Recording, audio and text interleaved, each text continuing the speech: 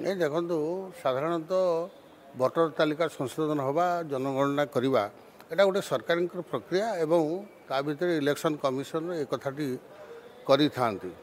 ବିହାର କ'ଣ ହେଉଛି ଆମେ ଜାଣିନେ, ଓଡ଼ିଶାରେ ସେମିତି ହେବ ନାହିଁ। ଲୋକଙ୍କର ଆଗ୍ରହ ଅଛି ଆଉ ଜନଗଣନା ହେଉ, ସେଇ ଆଧାରରେ ତାଙ୍କର ଯାହା ବି ସରକାରଙ୍କର ଯେଉଁ ପ୍ରକ୍ରିୟା ଅଛି ରିଜର୍ଭେସନ୍ ହେଉ କି ଆଉ ଅନ୍ୟାନ୍ୟ ଫ୍ୟାସିଲିଟି ହେଉ ସରକାରଙ୍କ ତରଫରୁ ପାଇବେ। ଏଥିରେ ବିରୋଧ କରିବାର କାରଣ କ'ଣ?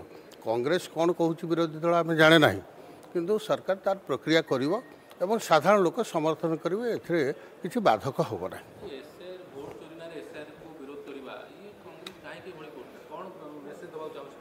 ନାଇଁ ଦେଖନ୍ତୁ, କଂଗ୍ରେସ କ'ଣ ମେସେଜ ଦେବା ପାଇଁ ଚାହୁଁଛି ଆପଣମାନେ ଜାଣିଥିବେ, ଯେତେବେଳେ ଏନ୍ଡିଏ 280 ସିଟ୍ ପାଇକରି ଭାରତ ବର୍ଷରେ ଶାସନ କରୁଥିଲା, ତାପରେ କେତେ ହେଲା?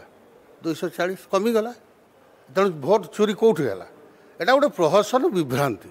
ଏଇ ସମାଜକୁ ବିଭ୍ରାନ୍ତି କରିବା ପାଇଁ ଏଇଟା ଗୋଟେ କଂଗ୍ରେସ ପ୍ରୟାସ କରିଛି, ଆଉ କିଛି ନୁହଁ।